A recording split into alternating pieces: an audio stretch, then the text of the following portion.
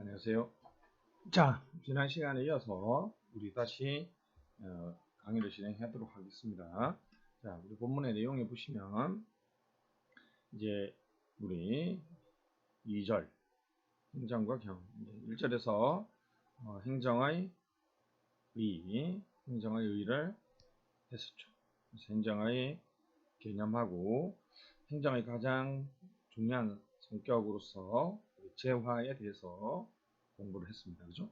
행정 개념에서는 광의와 협의, 광의적 행정 개념과 협의적인 행정 개념에 대해서 공부했고요. 정보의 기능 또는 행정의 기능에 대해서 얘기했는데 객관식 시험 문제에서 간단하게 간단하게 암기하시면 핵심만 암기하시면 국가 기능이 많다, 규제 기능이 많다, 집행 기능이 많다, 여전히 경제, 산업 기능이 복지 기능보다 교육, 문화 기능보다 더 많다.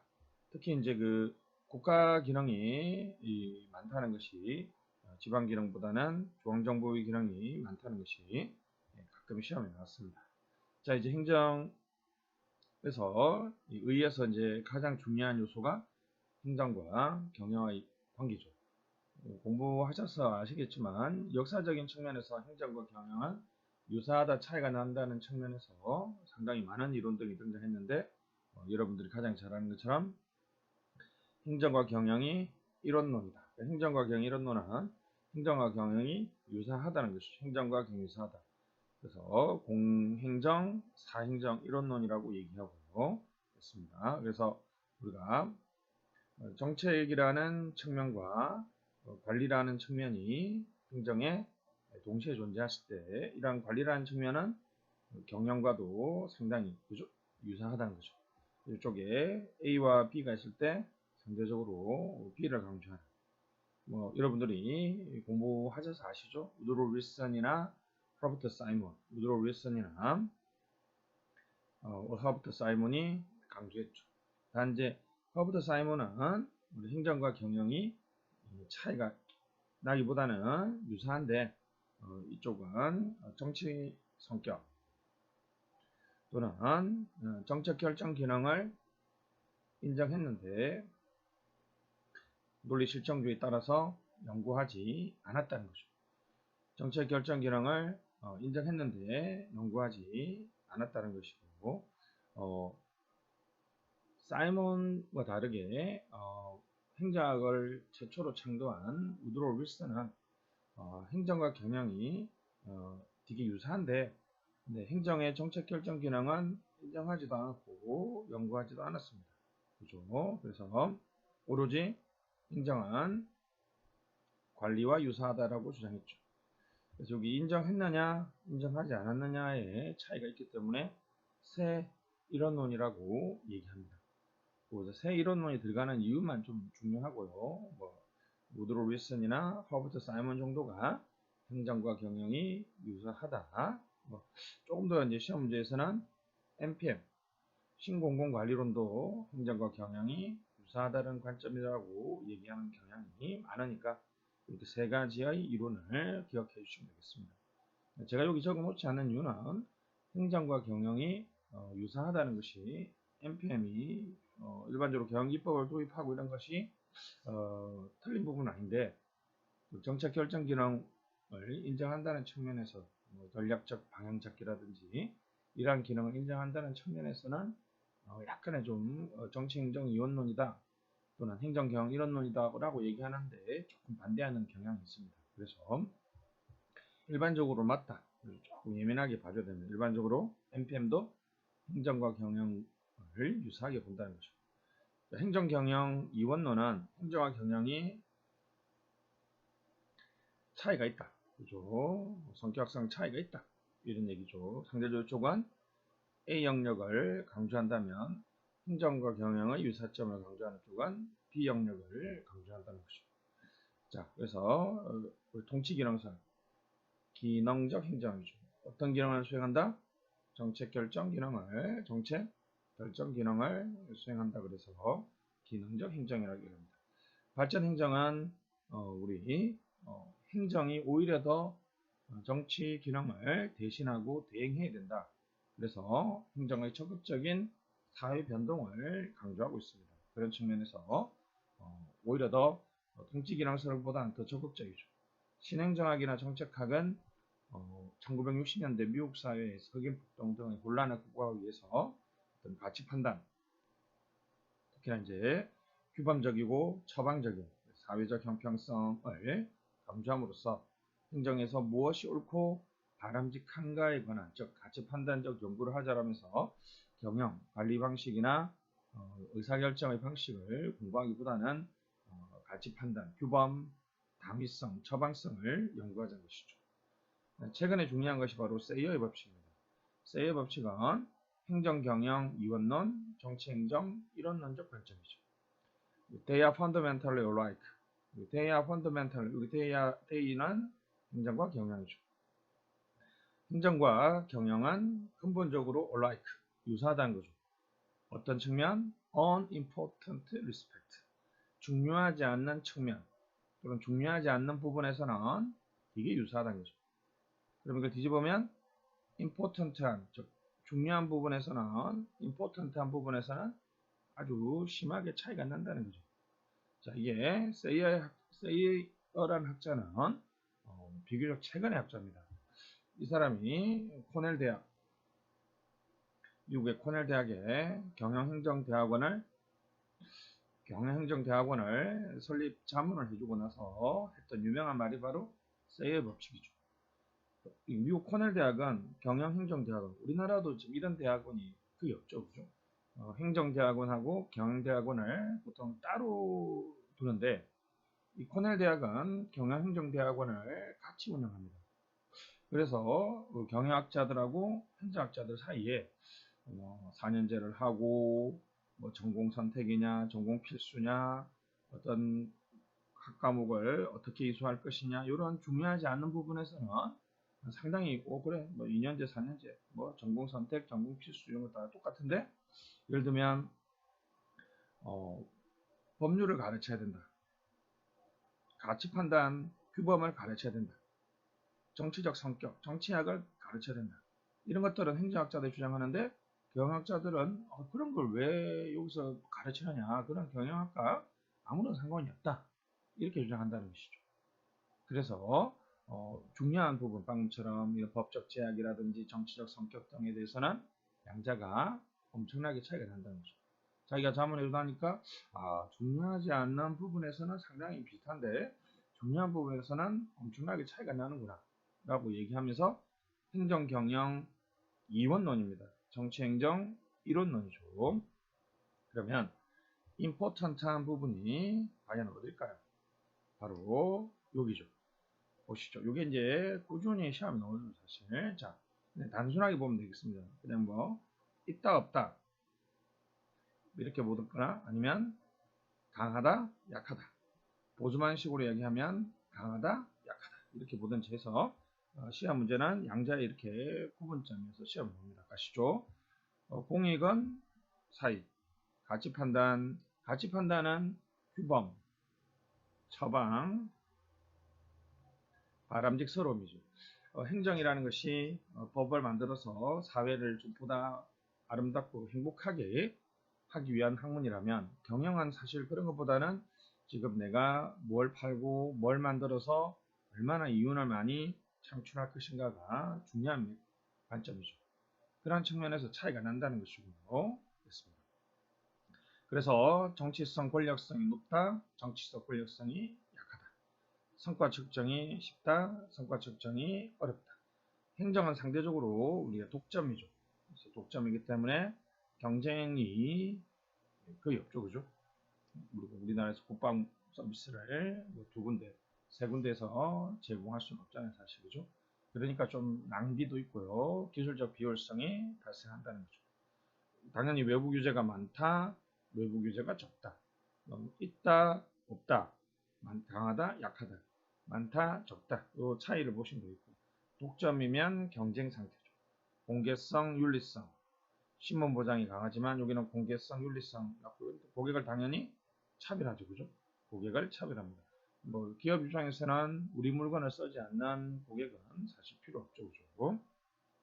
신탁적, 추상적. 예를 들면 실제로 이제 계약서를 작성하는 거 아니죠, 사실. 그죠? 국회의원하고 국민하고 국회의원하고 대통령하고 국회의원하고 지방의원들하고 사실은 뭐 계약서를 작성하는 거 아니라 그냥 믿고 맡기는 관계죠. 친구한테 돈을 빌려줄 때 여러분 믿고 맡기는 관계처럼. 그러나 여러분들이 시장에서 아니 기업에서 물건을 사면 계약서를 써줘. 그죠? 물론 간단한 계약은 구두 계약하기도 하지만 기본적으로 명확한 계약 관계입니다. 공권력을 행사할 수 있지만 행사할 수 없다. 이건 이제 읽어보시면 상식적 수준에서 이해될 수 있습니다. 그죠? 그래서 행정 경영이 최근에는 엄격하게 구분하기보다는 그죠? 상대화되고 있다는 것처럼 있고, 행정 경영이 유사하다는 것은 목표 달성을 위한 수단, 도구, 봉사한다. 서비스를 제공한다는 거죠. 서비스가라는 단어가 헌신, 봉사, 그죠? 모두 여러 사람들이 모여서 의사결정을 추구한다. 또는 뭐 합리성을 추구한다. 관료제, 조직인사관리기법, 유사한 관리기법을 사용한다. 이런 것들이 유사하고요. 한편 관료제라는 조직구조를 사용하기 때문에 관료제의 순기능뿐만 아니라 관료제의 역기능도 동시에 일어나기도 하죠. 그렇죠? 역기능도 동시에 일어납니다. 예를 들면 그냥 문서주의, 상명하복, 사실 이런 것도 삼성, LG에서도 일어납니다.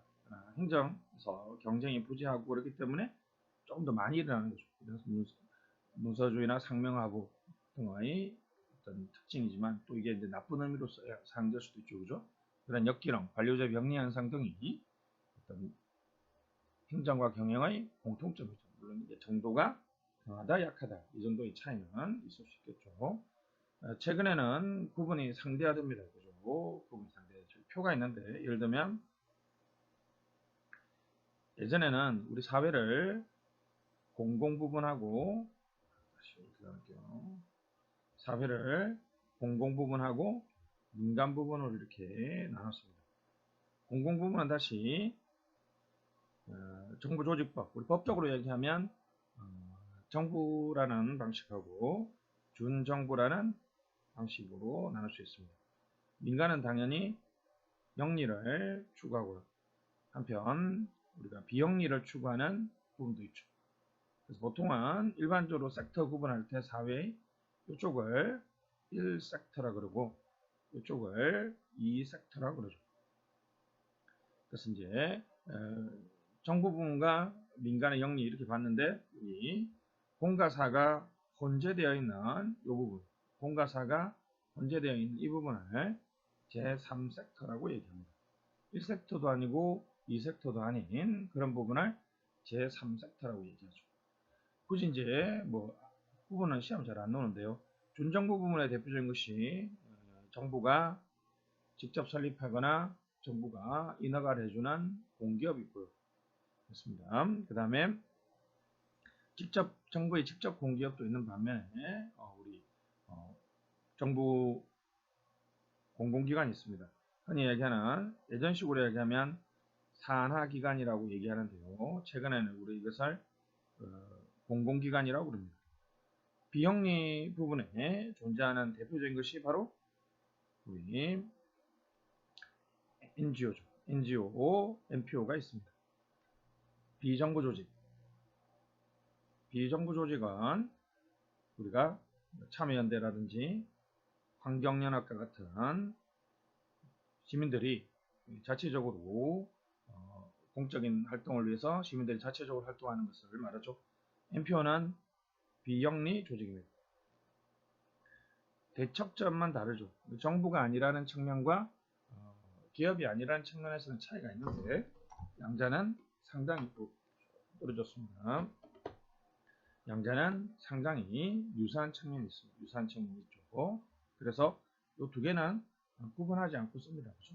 여기는 이제 법적으로는 민간 영역에 속하지만 영리를 추구하지 않기 때문에 우리 비영리 조직이다 라고 얘기합니다. 비영리 조직이다라고 얘기하죠. 됐습니다. 그래서 이제 일반적으로 우리 이러한 섹터 구분하는데 시험에 안 나온 지 좀 오래됐습니다. 그냥 단순하게 간단하게 제가 설명드렸죠. 그냥 제3 섹터는 정부 부분도 아니고 민간 부분도 아닌 제3의 영역이구나 라고 생각하시면 되겠죠. 거기 나와있죠.